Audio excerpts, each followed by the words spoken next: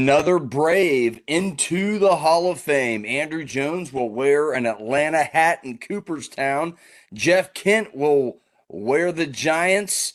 And Carlos Beltran, the New York Mets. Hello and welcome to the 220th edition of ATL Prime Sports. I'm JJ Jurjevich. Joining me this evening is my fabulous co-host, Larry Gardner, and of course, our wonderful producer, Wayne Ridenauer in Memphis, Tennessee. You can catch all of us, and you can follow this show at ATL Prime Sports across the board: Facebook, Instagram, X, YouTube, Apple, and Spotify.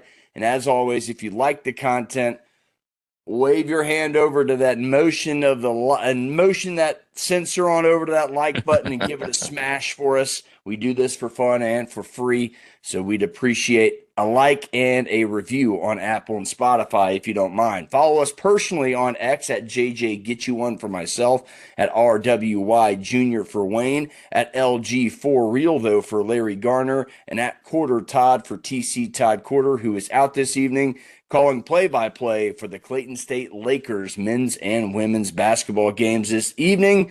Wayne, how you doing, buddy? Well, I'm doing pretty well, and being that this is our 220th episode, I just thought I'd remind all of y'all as well as the listeners that we started this back in, I guess it was September or October of 2020, and I calculated it out, and I think we've done about 44 shows a year, so I think that's pretty good, especially when there's only 52 weeks in a year, so. That's pretty good if you ask me. Yeah, for couple guys who are just up to no good, if you ask me. Larry, how you doing, buddy? I am doing very well. JJ getting ready to jump into the Georgia Tech softball and baseball seasons. Georgia Tech starts the tournament with Villanova, Eastern Carolina, Alabama, and one more I'm missing. I think it is Yale over the next 4 days. Baseball team starts the following week, and it is on and popping all the way to May with Georgia Tech spring ball. So I'm looking forward to everything that's going on. Pitchers and catchers reporting next week in Atlanta for spring training down in Florida. So look, I'm excited because there are several Rom Emperors that I've seen play last year, and of course multiple years that actually got non-roster invites to spring training. So it's my time of season, wide open till the end of November, baby. Let's go. JJ, how about you, man? Oh, man, thanks for asking. I'm doing swell. Pedal to the metal for yourself, I see. But I'm doing swell, but not as well as James Harden, though. Harden was traded from L.A. to Cleveland in exchange for a second-round pick and a young two-time All-Star in guard Darius Garland. Good for both teams. I think it's a win-win, guys. Clippers get some draft capital, a good player to build for their future, and Harden gets to play for a team that is trying to win it all, at least in the East anyway. And you add Harden, who's one of the top scorers in the league right now at 25-plus a game, to Donovan Mitchell, who's the sixth leading scorer in the league at 28-plus per game. That is going to be high-octane television for the remainder of the year in Cleveland, and they just might be playing for something at the end of the year, maybe home field advantage, something like that, home court advantage, excuse me, in the playoffs. We will see. What's on tap for today's show? We're previewing the big game and the season finale of the infamous Pick Six. It comes down to this. Everybody's got a chance to win it, depending on what everybody does. We'll get to that momentarily. But yeah, let's kick this thing off, man. The final NFL game of the year. We're going to get in and out of this bad boy, all up and down it. We're going to have some fun. Super Bowl 60 is upon us. Let's go over some of the keys and storylines to the big game. Guys, we'll get into storylines first. Fun storylines, crazy storylines, crazy stat lines. You know how it is. We've all seen it at this point.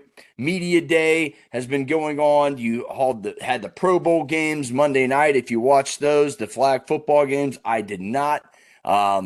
They did a tush push with flag football. I thought that was kind of funny. Kind of a prank on the Eagles, as Jalen Hurts was a quarterback on that play. But look, I'll say the first storylines. Sam Darnold is the first quarterback to play for 5 different teams and then start in the Super Bowl on his 5th team, but he's also one of 3 quarterbacks who have done the same thing just in different ways. So Joe Flacco has played for 5 or more teams. Chris Chandler has played for 5 or more teams and started in a Super Bowl, and now Sam Darnold. So one of 3 players to go all over the place and finally get that start in the Super Bowl. He is the only one to do it after starting for 5 different teams, which is kind of crazy. Yeah. To think How about. close is Bernie Kosar to that? Because I know he's played for a ton of teams. I just don't know if he's ever played on a Super Bowl team. That was the problem. He never played on a Super Bowl winning team or contending team. So there's a couple of players that have done it, but those, by my math, again, those are the only 3 that have played for 5 or more teams and started in a Super Bowl.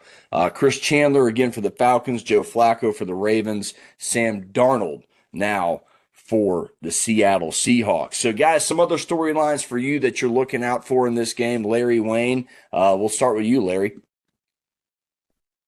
My storyline is with Mike Vrabel being one of only a couple, to my knowledge, of people who have played and won a Super Bowl and are now coaching for the team that they won the Super Bowl with. And to our, I would say, chagrin, for lack of a better term, during his media day opening presser, Coach Mike Vrabel stated that they were the home team, but they are going to go with the white uniforms because they are 5-0 in Super Bowls that they have played where they have worn the away jerseys in. So I think he is sticking with the superstition and going to follow that plan all the way through to the end of the 4th quarter horn there in Santa Clara. But I am eager to see how he approaches this, having not only played for the Patriots in a Super Bowl under owner Robert Kraft, but now he's the boss man under Robert Kraft, leading his own troop there in the Super Bowl with the New England Patriots. That's one of mine. The second one is everybody says Drake May is healthy. I mean, shoulder or no shoulder, arm or no arm, the potential MVP candidate, I know, in his 2nd year out of the University of North Carolina has a lot to prove to the naysayers, letting them know, hey, we got a shot to win it all, and I'm sure with his competitive nature, he is going to do everything possible to bring that trophy back to Gillette Stadium in Foxborough, Massachusetts. Wayne, how about you, man? What kind of storylines are you looking forward to? Defense. Both these teams have some defensive units that are pretty well established. So I think that's going to be the key to the game because I think their offense is going to do what they're going to do. But whoever's defense stands up, I think, is who's going to have the advantage in this one. A 2-for-1, Wayne. A 2-for-1, a key and a storyline. Yes. My other interesting storyline, it's been talked about probably ad nauseum, but I still think it's extremely interesting. I do, and I think it's worth mentioning. The Patriots' easy path to Super Bowl 60. Look, I will start it off by saying this, and I will end it with saying this. There is no feat that is not astonishing when a team goes to the Super Bowl after what the Patriots just did. So I'll start saying that. Again, first team to lose 13 games a year before and make the Super Bowl the next year. That's just an insane storyline right there. But again, they did, and these are facts, they did have a top 3 easiest schedule of all time in terms of opponent winning percentage. They only played 3 teams with a winning record. I had to go back and double check that. It is true. In the regular season, they only played 3 teams with the benefit of a losing record. I think the Bills were one of those teams, and a couple other teams. I think I can't recall them off the top of my head and go over the schedule, but they had the benefit of playing the Dolphins, the Jets, the Falcons, the Panthers. Everybody in the NFC South was under 500. The Raiders, Giants, Titans, they played them. It was just absolutely crazy when you keep on looking at it. They played a bunch of coaches that got fired, so interim coaches. They played a bunch of backup quarterbacks as they did in the AFC Championship game. I mean, you just keep going on with this, and you're just like, man, that is absolutely nuts how easy it is, but nothing's easy about it. Again, I started it and I'm going to finish it. There is nothing that takes away their accomplishment because of what they did last year. Going 4-13, this is one of the best turnarounds in NFL history. And again, no team has gone from 13 or more losses to the Super Bowl until they did it just this season. So, easiest path to the Super Bowl, maybe, but yeah, it's still incredible to go from 4-13 to the Super Bowl in one season. So, yeah, you can two things can be true at once. Did they have an easy path? Yes, but it's still hard to get to a Super Bowl. You have to do a lot of things right. So that was intriguing to me, and I'm sure it's intriguing to you guys. Thoughts on that or other storylines, guys? We're just having a fun little round table on this before we get into our keys of the game. No, I don't really have any more storylines. Yeah, well, one of mine that I do have, JJ, is the emergence of head coach Mike McDonald and how just 2 years ago he was one of the ones who was looking to be a coach just like Coach Mike Vrabel was, both of which, not to our Atlanta Falcon fan base, but both of them were interviewed at Atlanta and passed up on, and both of them are in Super Bowls. Go figure. But everywhere Mike McDonald has gone, everybody has talked about how brilliant of a mind he is football-wise, and from some did you know facts, I did not know that he at one point served under Coach Mark Richt with the Georgia Bulldogs. I had no idea that he had done that. So he's got some Georgia ties. Hence the reason why it's beyond reason why Atlanta didn't take him.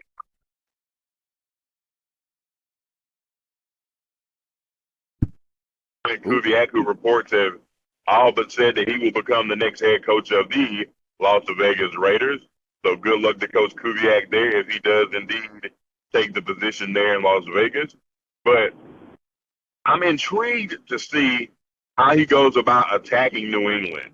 You know, with the physicality that the NFC West showed all season long, you know, Sam Darnold took a beating, but he stood in there, and they absolutely just utilized the short passing game to career numbers for both Sam Darnold, for Jackson Smith and Jigba, and for several other key components there on the Seattle offense. But let's talk about a little bit about what Seattle's defense has done. And Wayne, you kind of mentioned it a little bit, man. Seattle's defense has been clutch all season long, and I hate to keep picking at the Falcons, but when they did play Atlanta and ran off 30 points and a half, you kind of knew that this team was for real. But their defense is really, really resemblant of the famous Legion of Boom defense that actually took them to the Super Bowl many, many years ago. So, JJ, there are a lot of storylines, both defensively and offensively, that we are going to be able to dive into and to look into as we get ready for Sunday's big game. No doubt about it. Yeah, I think another interesting one, just a storied little nugget here. If Drake May and the Pats do win the Super Bowl, May will become the youngest Super Bowl to ever win it. 23 years and 162 days old, surpassing Ben Roethlisberger in that category. So, and then another Super Bowl. This is the fourth Super Bowl for the Seattle Seahawks. They're 1-2 going into this game. And we all know this is the 12th Super Bowl for the New England Patriots, which is crazy, though. 10 of those 12 Super Bowl appearances have come since the year 2000, which is just absurd.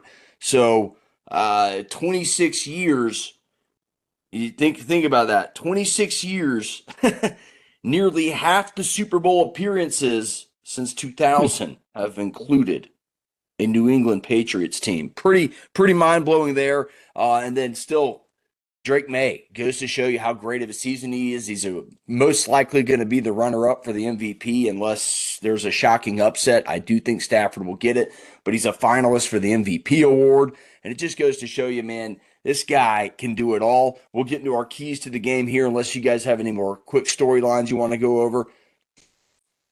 So We'll go Okay. from storylines to actual keys to the game. Again, we're just breaking down Super Bowl 60 right here on ATL Prime Sports. If you like the content, give us a like and a subscribe at ATL Prime Sports across the board. So we go from storylines to keys. Wayne, you mentioned it. The first one, I think, for everybody, and we'll dissect it now that we're in the key segment, is which defense does play better. Two top five defenses in terms of scoring, two number one category defenses in terms of scoring for Seattle and yards per game for Foxborough. I still like to call them Foxborough from the Madden 64 game. It's still in my mind. So if I say Foxborough, just stick with me. But yeah, which defense plays better, guys? And I think that's the number one key. I think that'll determine who wins this ball game. I think that's the biggest key to this game. Larry, let's get some takes. You mentioned some of these defensive players, the defensive backs, Love and Woolley, I believe. These guys have gotten burned at times, but then they've turned around, gotten that pick, gotten their confidence back. And they're one of the top 10 passing defenses in the NFL. So these guys know how to cover. They know how to disrupt passing games with their pass rush and their defensive front seven. I think we all agree. What's the biggest key of each defense, and which defense do you think plays better, guys? Larry, we'll start with you. Yeah, I think it's Seattle's defense has to play multifaceted against keeping Stephon Diggs away from big plays, and B, keeping Trayvon Henderson bottled up out of the backfield. Those are going to be your two focal points mainly, because one thing we've seen through Drake May's entire season this year is he doesn't get sacked much. And for someone that runs around as much as he does not hold on to the football long. He gets it out really, really quickly. So that means they're going to have to play very fundamentally sound defense. If you're going to take shots and you're going to try to do a lot of blitzing, which I doubt that they will, I think Seattle's going to play a lot of man, because I think they have the athletes to handle business man to man. So I don't see a problem there. I do believe that it is going to take several different looks to throw Drake May off, because once he gets into a rhythm, I mean, we've seen one, two, maybe even three games this season where he's had an 80% or better completion percentage and throwing 25 or more passes. So credit Josh McDaniels, the offensive coordinator for the Patriots, of course. Credit him and Drake May for always being in tune with one another. But that could cause problems for Seattle's defense. One of the things that we saw 2 weeks ago that kind of frustrated Matt Stafford was bringing pressure from all different areas, especially in the secondary. When we started seeing in the second half, you started seeing corner blitzes, you started seeing nickel blitzes, you even seen a couple of safety blitzes that was throwing Matthew Stafford off, because Seattle's known for the linebacker pressure and bringing 7, 8, and 9 at one time, just trying to frustrate the offensive line of the opponent. I will expect Seattle to do a lot of that defensively here against New England, especially. I tell people a lot of times, you're talking one team allowing 17 points a game, one team allowing 14 points a game. So I do believe that you're going to see a lot of punts in this football game. I also believe that you're going to see a lot of ball control, and you're going to see a lot of running the football, and one team trying to assert dominance physically over another. So I think it is up to Seattle first to play a more physical brand of football, just to continue to do what they've done all season long. And I think if they do so, A, I think that they can put themselves in a position to win. But B, I think that they will dominate the time of possession battle, which also, the best offense sometimes is a good defense. Yeah. No, Wayne, what say you about these two defenses, man? Well, one thing that I will say, it has affected how I'm doing some of my pick six. That's all the infamous pick six. Yeah, I think it's a benefit that Josh McDaniels been in so many of these Super Bowls with Tom Brady, with Bill Belichick. So I think that's a underestimated advantage for the New England Patriots. Look, I'm with you. So which defense plays better? That team will probably win the game. I think we all agree there. Patriots, they got to protect Drake May. Or left tackle, I believe it was left tackle, Will Campbell. He struggled in the postseason, giving up a handful of sacks, giving up a handful of pressures, actually a double handful of pressures there. But they got to protect Drake May. He's been sacked 15 times this postseason, as Larry mentioned, kind of a outlier from the regular season where they protected Drake May pretty well. They had not protected him very well in the postseason, but they've gotten away with it. That's the most times a quarterback has been sacked in the postseason and reached the Super Bowl since 1970. That's per AI. I don't know how accurate that is, but it's looked pretty good and sounded pretty good, so I put it in the show, and I'm going to say per AI. But yeah, they got to protect Drake May. You mentioned it, Larry, when he gets outside that pocket. Seattle, their DBs are going to have to react to that, get aggressive in the pass coverage, and go after the ball. You're going to need to see pass deflections, or those extended plays can turn into explosive plays, as we have seen throughout the season with Drake May and company, and Stephon Diggs, who's a kind of lost his explosive ability, but he's still a great receiver. Had 1,000 yards on the season, so can't wait to see what this chess match plays out with protecting Drake May versus that Seattle front seven. Larry, give me another keys to the game, buddy, and Wayne, throw in another one if you got it. So Seattle has been able to dissect every team that they've played against in this playoffs, but they have played some tough teams, and it hasn't been a cakewalk for them to be able to get to this level. Whether people realize it or not, I mean, the Rams probably had one of the best offenses in football all season long. You know, Number one. To deal with a receiver that is the likes of Puka Nacua, who for 3 times this season went $150 and multiple touchdowns. You know, New England does not have a receiver on the other end of the field that even remotely resembles any of the receivers that they saw this season. That also being said, New England has a cornerback that's probably one of the best in the business in Christian Gonzalez. He is becoming a lockdown corner, and I'm pretty sure he's going to draw the assignment on JSN. And that to me leaves and I keep throwing it back to ex-Falcons, but I think one of the key personnel members for the New England Patriots is going to be Mac Hollins. We didn't get to see a lot of him in Atlanta because he was more of a special teamer than a third or fourth string wide receiver. But the quirky no shoes wearing Mac Hollins could have a potential big time game, and it's going to be those unknown heroes. If New England is going to win, it's going to be that. Christian Gonzalez on the defensive side, if he can continue to lock up JSN and make life difficult for him to where he can't get clean breaks, he's got to work for all the yardages. Even if he gets 5, 6, or 7 yards to catch, he doesn't get any yards after the catch, but he has to work for it.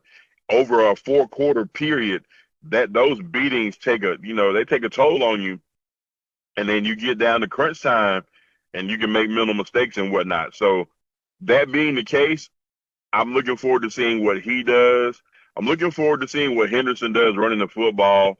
He's had a pretty good year so far for New England running the football, more so as a change of pace back instead of a bell cow back. Both of these teams, their styles of the way that they play, both offensively and defensively, are as far as the East is from the West from each other. Seattle really wants to play junkyard dog type of football, whereas New England wants to play a finesse type of football. I think one of the best things that could have ever happened in New England was the snow happening in the second half of the game against Denver 2 weeks ago, because it made them learn how to play primitive football again. And with the size of the offensive line that Seattle possesses and their quickness and just the brute strength, I hope New England can handle that over 4 quarters. I know that this will be the toughest defensive and offensive fronts that they have seen all year, and it won't be close. But we've also seen the last time a team that did have a defensive front that was that big go up against them, and Drake May picked them apart, talking about the Tampa Bay Buccaneers and Vita Vea. So I'm looking forward to it, man. It's a lot of different things that you get. If you really just sit here and peel the layers back like an onion, one layer at a time, there's different things that can appeal to the masses that you'll be looking for, whether you're a prop bettor, whether you're a diehard Patriots fan, a diehard Seahawks fan, or what, and you want some revenge for them not giving the ball to Marshawn Lynch on the 1 yard line many years ago. There's a lot to look forward to in this football game. A whole bunch. Yeah, another key for me, you mentioned Drake May's elusiveness, his ability to scramble. He has to be effective carrying the football, or when he carries the football. Rushed for 65 yards in that AFC Championship game. Had the game-clinching first down, about a 7-8 yard run there. He had 65 in the AFC title game. He had 66 in the wild card game versus the Chargers. Go Chargers, go, as Arnold would say. But yeah, the guy can carry the football effectively when he does carry it. So I think that's an effective part of this game. And my fourth and final stat in this ball game, guys, New England has to blitz Sam Darnold. They're not a blitzing team most of the time. Excuse me. They only blitzed on about 26.5% of all dropbacks in the regular season. About middle of the pack in terms of blitz rate in the NFL. But Sam Darnold against the blitz is not nearly as good as facing just 4 rushing linemen. So they got to be effective when they blitz, and they got to get to Sam Darnold, because if he gets the ball off quick to Jackson Smith and Jigba, my favorite name in the NFL, and arguably one of the best receivers. He led the league in NFL in receiving yards this year. So I think that's going to be a key part of this game, is if New England is able to blitz and blitz effectively, how will that affect Sam Darnold? So I think those are your keys for the game for me. Larry, you got any final keys for the game for us before we tip it to the infamous pick six? No, sir. I am good to go. All right, my friends. Well, Larry, we'll let you sign off with the one last call, but we'll go over the records. Again, Larry, you are in last place, tied for third with Wayne at 48 and 49, sitting 3 games behind Todd, who's at 51 and 46, and I'm at 49 and 48. So technically, there's a chance we could all end up with the championship. I know it'd be crazy if Todd lost it at this point, but it is possible. If someone's ballsy enough to go completely opposite of Todd and try and get the win, that'd be very fun. I am not. I'm trying to finish above 500. I was in this same position last year, and I thought I had a 500 season, at least one game over 500, and then Patrick Mahomes decides to throw a meaningless Hail Mary into the back of the end zone that is caught, and it screws the pooch for me in my pick six. So I stink at over-unders. I'm going to let the listeners know that right now. I am terrible over-unders. Do not listen to my picks. But then again, I went 4-2 last week, and I did better on the over-unders than I did on the picks. So I don't really know what I'm saying. Larry, take it away. This should be the final pick six of the season, and let's have some fun with it. Larry, take it away, man. You're good, man. I want to hit that dun dun dun dun dun dun dun dun dun dun dun dun NFL Films music for you right now. You gotta love it. It is the final pick six of the 2025-2026 campaign. Ladies and gentlemen, JJ has gone over the records. Here we go. The Seahawks versus the Patriots. Our 6 best picks of this one football game and prop bets. Spreads are from tonight per the score.bet. Seattle is favored as of right now. For 4.5 is the doggone spread. 4.5. This game is Sunday. February the 8th, 6:30 p.m. Eastern Standard Time on NBC, or you can stream it on Peacock Super Bowl 60 Levi Stadium, Santa Clara, California, home of the San Francisco 49ers. Here we go. Number one, we're going to start with the point spread. 4.5. Wayne, what say you? Well, being an Atlanta Falcon fan, I really don't like either one of these teams for various reasons. And so I've had to default to my normal stick with my conference thing. And so I'll be picking the Seahawks because they're in the NFC. But picking them is a lot like drinking an alcoholic beverage that tastes terrible, but you know it's going to get you feeling good really quick. So you choke it down. And that's what I'm having to do with the Seahawks pick is choke it down. Choke Classic. down with the Seahawks pick. Good deal, Wayne. Good deal. JJ, what's TC going with? TC is taking the Seahawks to cover as well. So am I. Got to take the Seahawks to cover. I think, honestly, guys, I'll get more into it here, but I like the Seahawks to cover simply because I think Sam Darnold is seasoned at this point. I think Mike McDonald has figured out this NFL head coaching thing, and I think Jackson Smith and Jigba is just too good to cover. And I think that is the difference in the ball game. I think he might even be your MVP. I like that pick. So Seahawks cover the 4.5. Mike McDonald gets his first Super Bowl title. That was Seattle covers for TC as well. Larry, what say you? I like everything y'all said, but I think this is going to be a 3-point ball game. Oh, I think this is going to be a 3-point ball game. I literally do.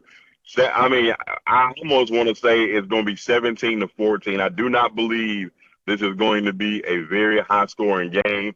I think this is going to be very reminiscent of old AFC North, just grinded out football game. I think it is going to be 3 and out, 3 and out, 3 and out, field goal, 3 and out, touchdown, 3 and out, field goal, 3 and out, 3 and out, field goal to win it. I think it's literally going to be that type of game. I've seen Drake May do some crazy things this season, man, and I haven't seen him get blown out yet, not once. I think he's going to be competitive. I do believe it's going to be close, and I'm taking New England to cover, but I believe Seattle wins. So we move on to the next one. The total over-under points in Super Bowl 60. The over-under 45.5. And if you paid any attention to what I just told you, you know exactly where I'm going. You can go ahead and put me down for the under. I am taking the under for the very same reasons that I aforementioned in my previous pick for the 4.5 points. JJ, what say you? Guys, I think people are forgetting that we have two top three offenses facing off against each other. I think a lot of people have forgotten that. These both teams can score the ball extremely well. They're very efficient on offense. I'm going with the over. I'm one of the very few, but I think the offense is going to prevail a little bit more than people think in this one. I'm thinking you're going to see a 30-24 type game, still fairly somewhat low scoring, or you might even see like a 26-24 game, something around that lane. You could even see like a 27-24 job, just right there. But I do think you'll see enough points in this game from the two top three scoring offenses in the league in the regular season. So give me the over. Todd went with the under as well. He shared your sentiment on the defensive side. Wayne, what say you? I think these teams would be lucky if they get to a total of 35 points. So I'm definitely going under. 3 unders and 1 over. Well. The intrigue deepens. Indeed. The third pick on our pick six. The quarterback for the Seattle Seahawks, Sam Darnold. Total passing yards for this game, 230 and a half is the number. Wayne, over or under, my man? Man, I'm going under on this one too. 230 is awful high for me. When I think about the New England Patriots defense, I don't think he's going to be able to throw that that many yards. He's going on the under. JJ, how about you? I am going to take the over 230 yards, one of the better passers in the NFL this year. Sam Darnold, 4,000-yard passer, had a career game in the NFC Championship game. Give me the over on this one. Again, goes back to my statement about the over in the last game.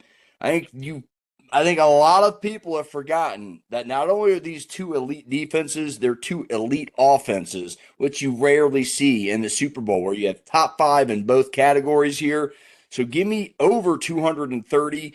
Todd is doing the same thing, over 230 for Sam Darnold on the passing yards.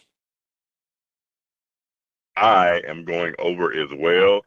He has been able to hook up with Jackson Smith and Jigba all season long. I think he's only had 3 games this season where he has not hit the 100-yard mark. That is half the battle by itself. He's more than well able to get 131 other yards to other receiving targets.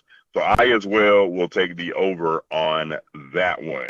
So we got 3 overs and 1 under for Sam Darnold. Now, the opposing quarterback representing the New England Patriots.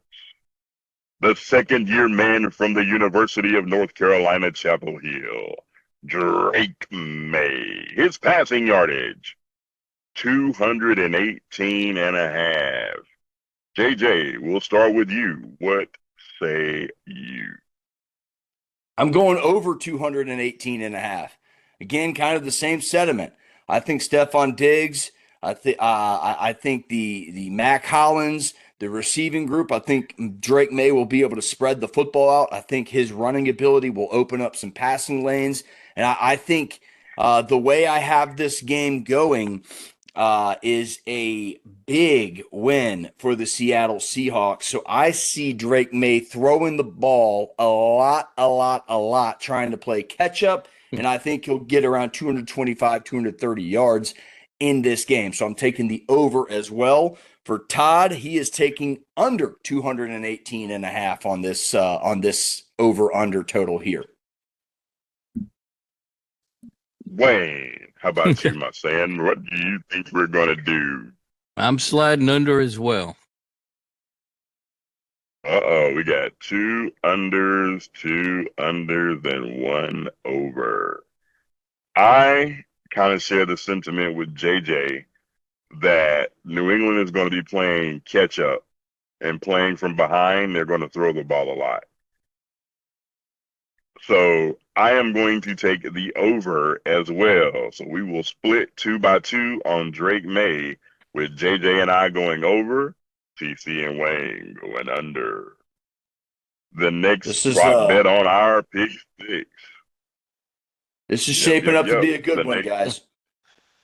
It is. The next prop bet on our pick 6, the star receiver for the Seattle Seahawks, who we've mentioned several times this evening, Jackson Smith and Jigba. His total receiving yards, 93 and a half. Wayne, will he go over or will he be under? Once again, under. I have to say this is going to be a low-scoring game. Under? Yeah. It's going to be a lot of punting. That's what I'm going to say. A lot of punting is what he says. He's going under. JJ. I'm going over 93 and a half. Again, similar sentiments. I think you mentioned it. Smith and Jigba's just had a hell of a season. Hasn't gone under 100 yards very often. I think that sentiment continues. You could have 94 and a half yards and we're good. I'll take the over on that one. Todd as well on the over. Back blame Todd. I, too, am taking the over. It is his primary weapon. It's been his primary weapon all season long, to use the comparison that I used earlier, is literally like Stafford to Puka Nacua. You can just about guarantee it. I could almost tell you that it's probably going to have about 7 catches for about 115 yards and a touchdown. I think that's probably going to be his line. So I am taking the over as well. So we've got 3 overs and an under for JSN. And finally, the last prop bet of the 2025-2026 ATL Prime Sports Pick 6 segment of the year. Rashawn Stevenson, the running back for the New England Patriots, his total rushing yards over or under 49.5. Wayne, what say you? Well, I almost went over on this one because it was so low, but then I remembered I'm picking under, so I did under.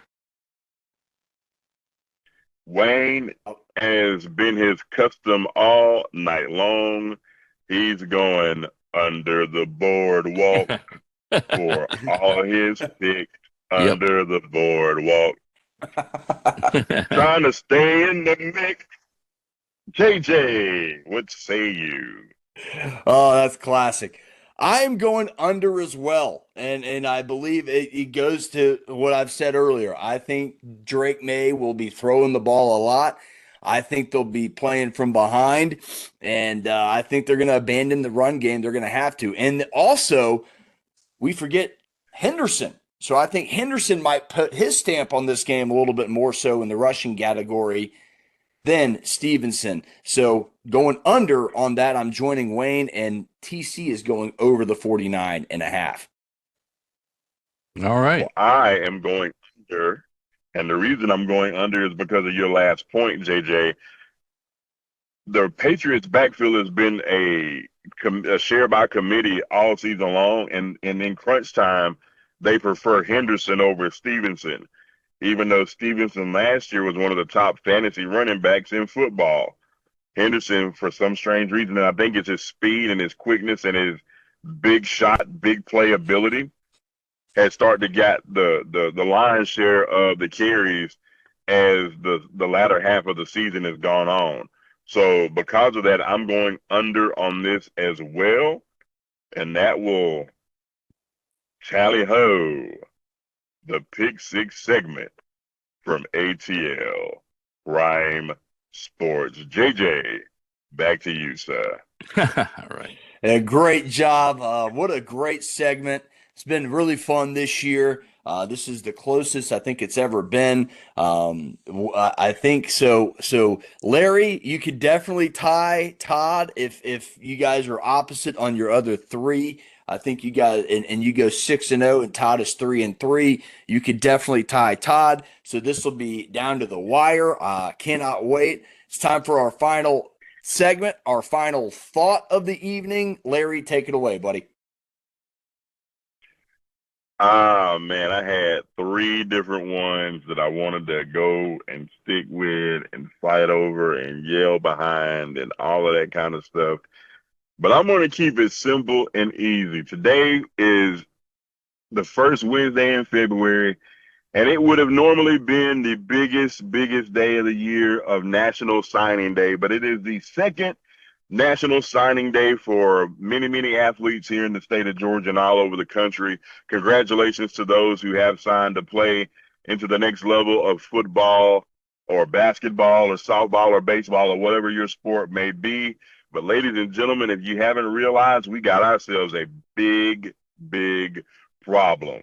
Yes, NIL is great. Yes, the transfer portal has been it has been absolutely wonderful, and it has served a purpose. But until somebody or some group or some legislation puts some parameters in place, you are going to be in a doggone diatribe of programs that are going to be up one year, down the next, up one year, down the next. If you want to know why I'm saying this, take a look at my rivals of my beloved Miami Hurricanes, the Florida State Seminoles, and the mess that they have gotten themselves into. Not only that, but we, the Miami Hurricane faithful, have been benefactors from one a big time transfer that went through the legal battle and was able to come through and still make his way and push his way out of an NIL deal that he had signed a contract to.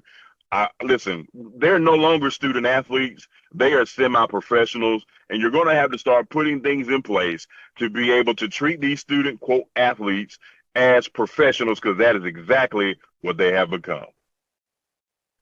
Great point.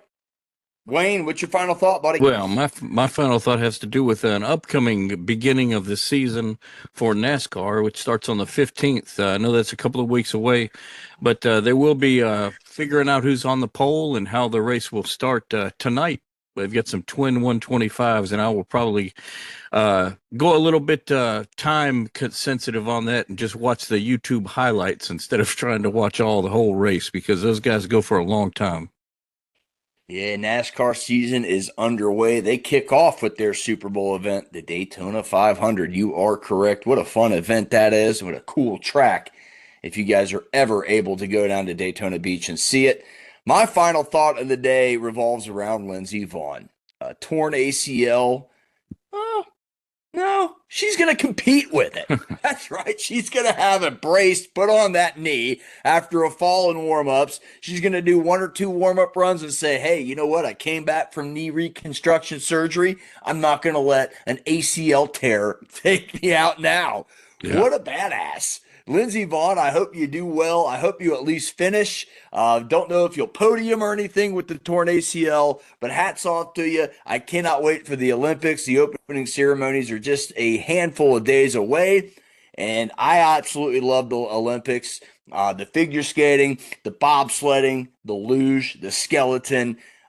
Absolutely love all of it. The cross country skiing, the downhill, which we're talking about, or Super G with Lindsey Vonn. So I just cannot wait to see what she does with a torn ACL with that USA logo on her one last time. So hats off to Lindsey Vonn for trying. And boy, you're an inspiration to a lot of us out there to just keep going, no matter when you're at your lowest. Guys, that wraps it up for another great show of ATL Prime Sports. If you like the content, give us a like. Give us a follow, again, at ATL Prime Sports across the board, and leave us a like or a review on Apple and Spotify. For Wayne in Memphis, Larry in Adairsville, Todd in Woodstock via, well, he's calling the Clayton State Lakers game as we speak, and I'm JJ here in Lilburn. Thanks for watching. We'll see you next week. Get you one.